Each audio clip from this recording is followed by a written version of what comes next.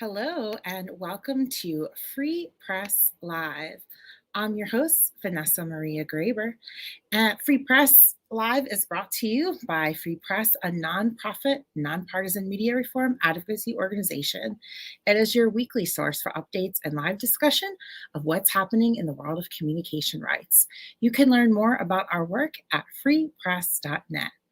On today's program, I will be talking to Free Press News Voices Program Manager Diamond Hardiman and Black Voices Working Group member Ammiee Brown, who will discuss their work organizing in Colorado and authoring an impactful report on the ways in which Black voices have been silenced in media. We'll talk about all that and more on this edition of Free Press Live. Stay tuned. We'll be right back with the news headlines.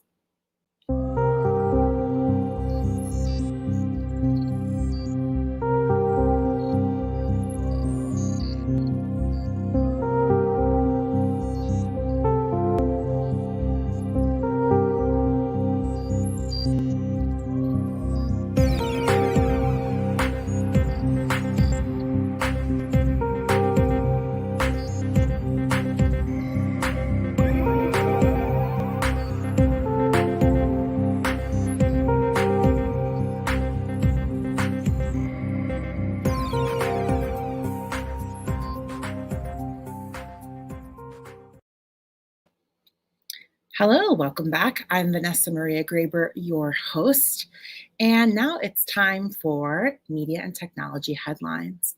Last week, more than 100 organizations and community leaders called in the Federal Communications Commission to investigate the history of racism in its media policies and identify reparative actions the agency can take to address the structural racism that exists in the U.S. media system. In a letter sent to acting FCC Chairwoman Jessica Rosenworcel, the organizations, led by Free Press, wrote, "It's time for the FCC to acknowledge that its policies and practices are a primary reason why deep structural inequities exist in the media and telecom industries that have harmed the Black community.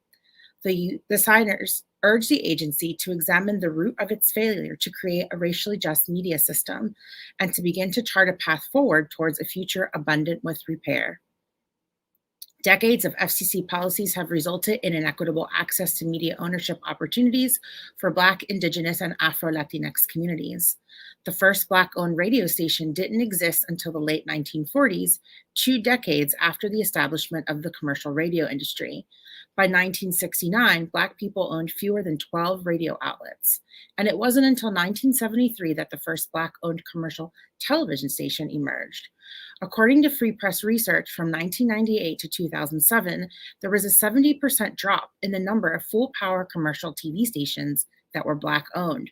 This meant that as of 2007, Black people owned just 8 full-power commercial TV stations, 0.6% of all such stations.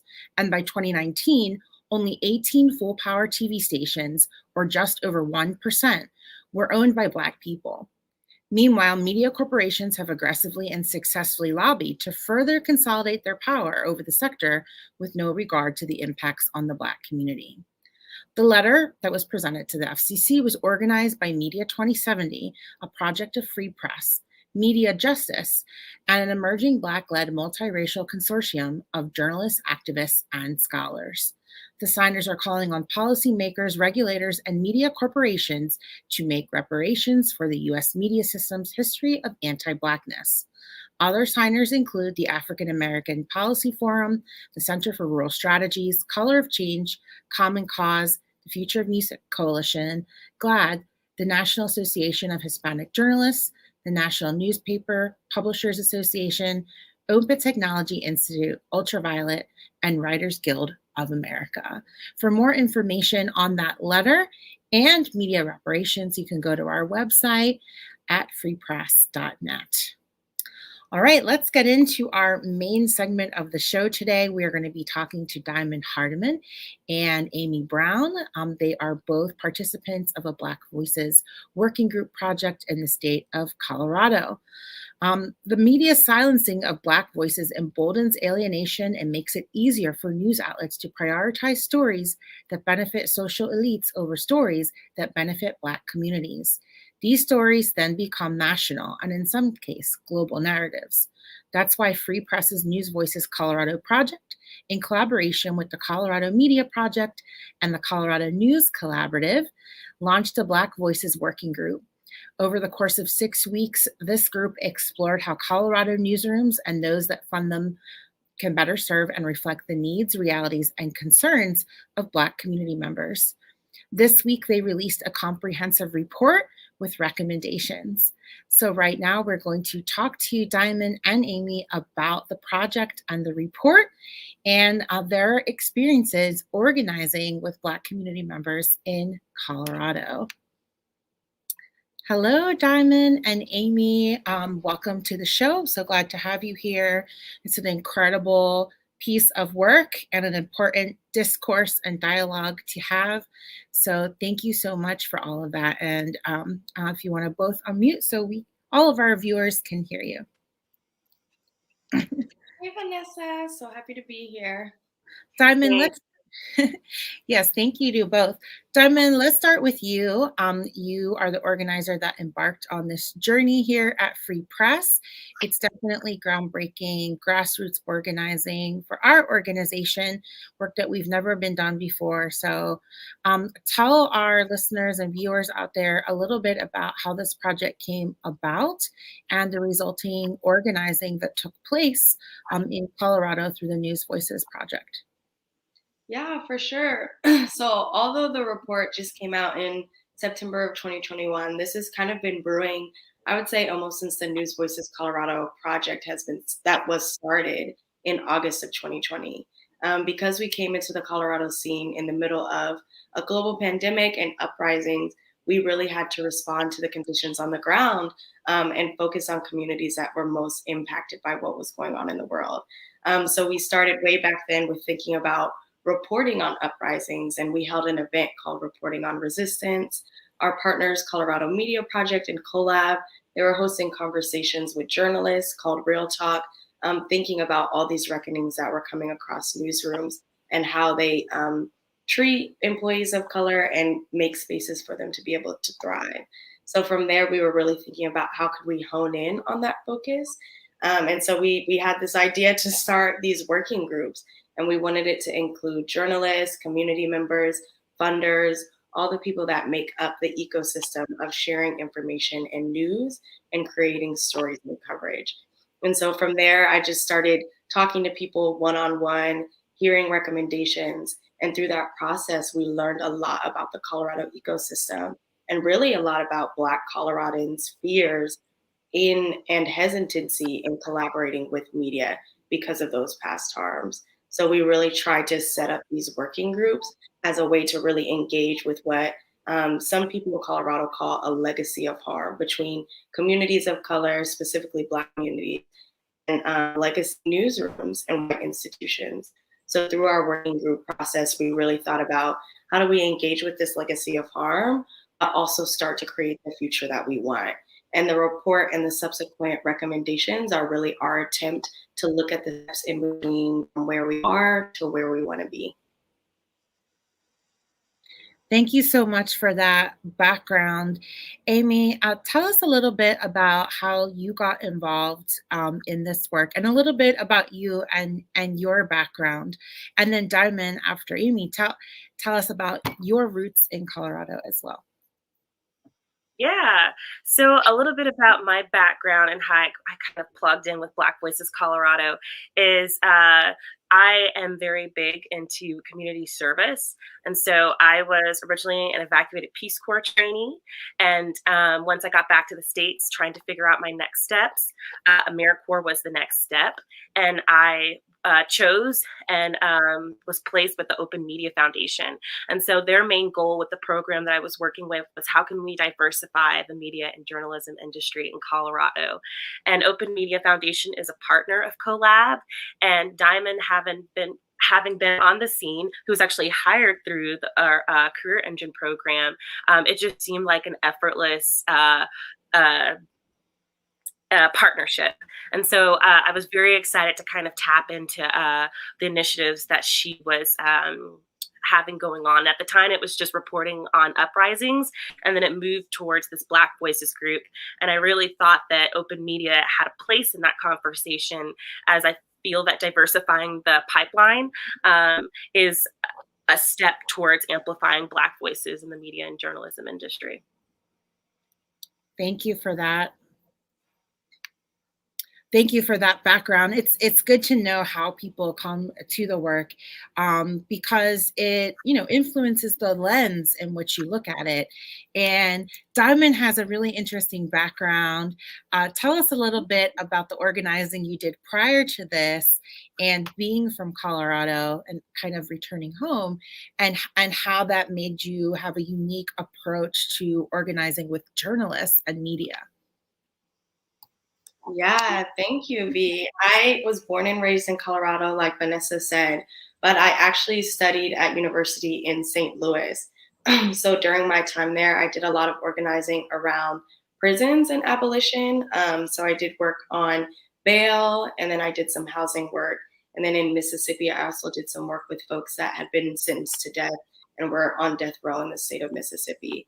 And so I came into journalism from that sector. I had never actually studied journalism in undergrad, but narrative and the way that we share information and the lack sometimes of information really influences a lot of those circles, and a lot of the places I was in. So I was really thinking about, how do we shift, how do we use, how do we activate media and information and storytelling in our organizing circles. And that's kind of how I came into Colorado and my journalism work there.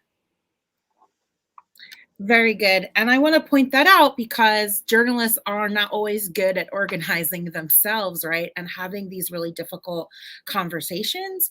And so I love to see the intersectionality and cross-section of people that can work together to have these conversations, right? Because I see that out of both of your backgrounds, there's a lot of empathy and compassion, right? That's injected into this field, which is what makes the work possible. Diamond, can you talk a little bit more about the recommendations that came out of these conversations, which are in the report? And again, if you would like to read the report, it's in the comment section of the stream, so you can link right to it. But give folks the highlights who haven't seen the report yet and would like to know what's in it. Yeah, so this report is jam-packed with so many nuggets, so much brilliance. But really, what it is 5 big recommendations. And within those recommendations, we have action steps for newsrooms, for funders, for communities to take to really start building a more equitable and just media system for Black Coloradans and Black voices everywhere. And I would say that the main highlights, or the main themes that we saw coming up from those recommendations, were engaging, like I said, with this legacy of harm, and naming and acknowledging that harm, and using it as a springboard to think about, how can we move forward? What do we need to bring to the forefront and address before we can move forward in collaboration? And the other 2 themes would be more content for and by Black voices, and then also thinking about mechanisms, structures, and tools that we can create and implement to hold media accountable for its commitments to Black communities. So the recommendations, one is name and acknowledge harm, use existing platforms to amplify Black voices, and then thinking about building vibrant Black press corps with journalists, but also other kinds of media makers and storytellers, because we know that Black communities use all kinds of methods and mediums to share information and critical information with one another. So how are we building infrastructure and support for all those kinds of systems? And then the last 2 are building Black power in communities, like I said, to hold media accountable. So how are we getting transparency? What are those feedback loops that people can inject into, so Black voices have a say and have a stake and are able to use that to influence how media is covering their communities. And then finally, we have one that is about increasing resources for more investigative journalism for Black communities. And I really like that one, because it thinks about the importance of investigative reporters, but it also thinks about the role other community members play in unearthing things that are really disproportionately impacting Black Coloradans. So that's the flyby version. Thank you for that really great summary. Of course, I encourage everyone to read the full report. I'm broadcasting from Philly, and reading a lot of those recommendations, it's things that I have heard in community conversations here. So I think no matter where you are located, there's a lot of value in that feedback and the actionable items that are listed that people can put into practice. Ammiee, I want to ask you, what is the opportunity for media outlets, government, funders, and community members right now, right? Because the title is "The Time Is Now." I like to be hopeful and dream, right? So, from your point of view, where is the opportunity here for transformative change? Yeah, so at least in Colorado, we have so many resources that are already in play to, at least from the standpoint that I'm coming from, my past role was helping diversify the media and journalism industry. Is media organizations can partner and tap into these resources, like the Open Media Foundation, their Career Engine program, which aims to diversify the field. And so this past year, we have placed at least 5 or 6 diverse, high level roles within different media and journalism organizations within the state. So that's a first step. Tap into the already existing resources within your community. And also investing in groups that would support this growth. So whether that's internships that are aimed at more that are marginalized communities, the Black community, and finding a way to incorporate them within their organization, or empowering them, using them for investigative journalism within their communities. So that's a first step for media. And then for community members like myself, tap into advisory boards, get on your forums, let the news outlets know when they got it right, when they got it wrong. Joining Black Voices groups like this, that's a first step as well. It doesn't have to be big. We've got a lot of really big recommendations within this report, but it just takes one small step. So yeah, I don't know if I missed a third part there. No, but I'd like to follow up on a point that you made about holding media accountable, right? Giving them feedback, talking directly to them, and letting them know when they get it wrong, when content harms them, when voices are excluded. Can you talk a little bit more about the importance of building this power against media corporations that have a long legacy of harming many communities, in particular the Black community?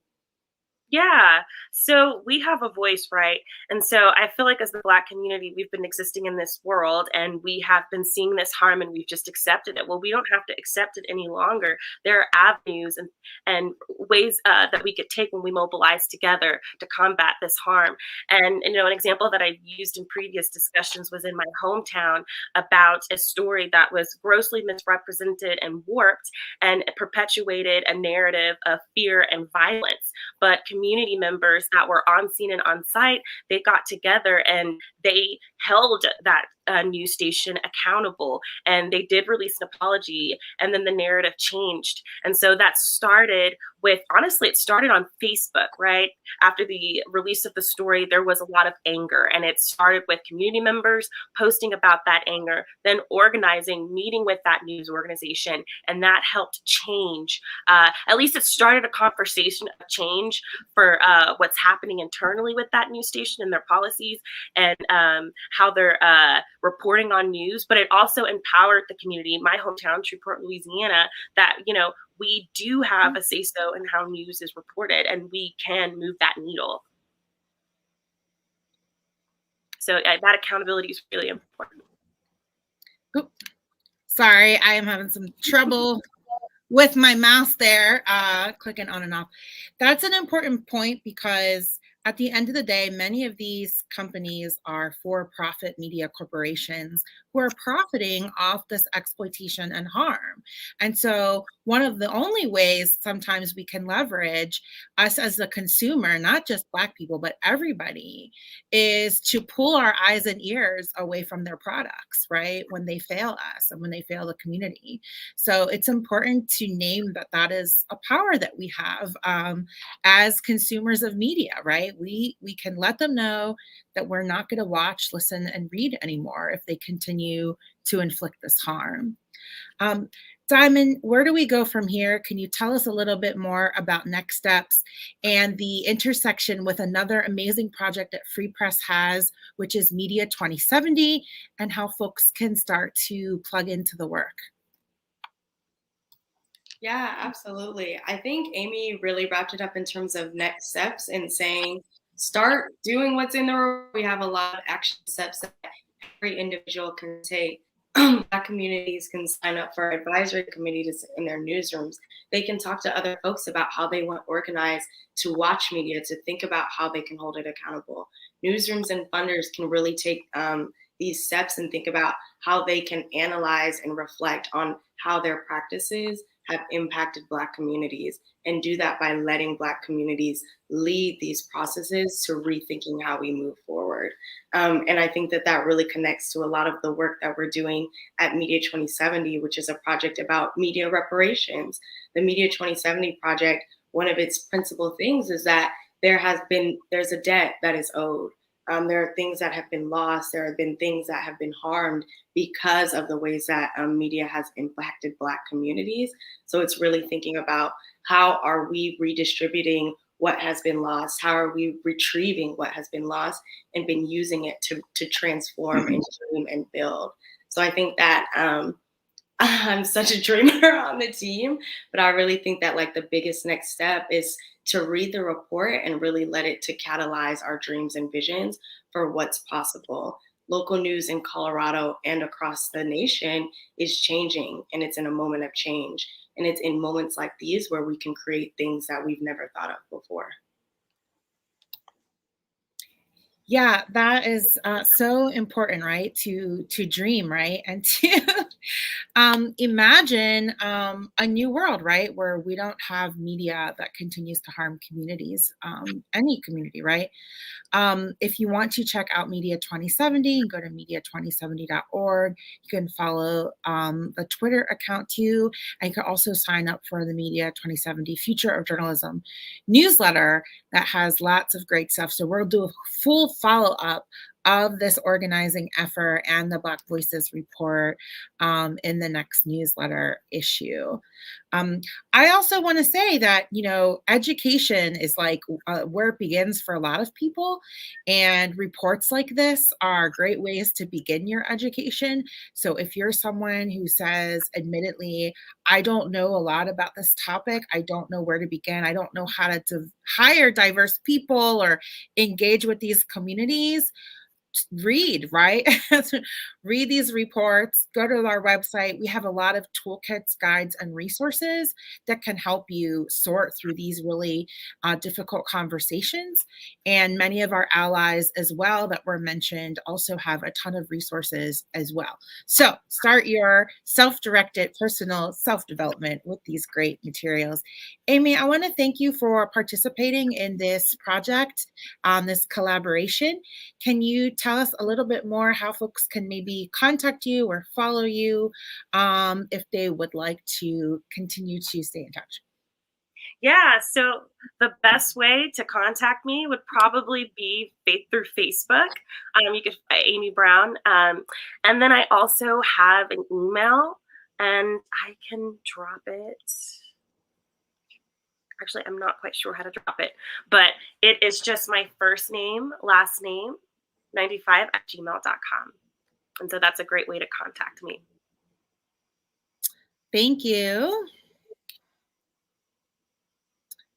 We will drop that in the comments below. And I just want to comment on one of the people watching that's saying, coming in late, but I need to learn more about Black Voices Colorado Project. I'm a union organizer and see Black voices, particularly Black working people voices, getting ignored regularly. So thank you, Katie, for your comment.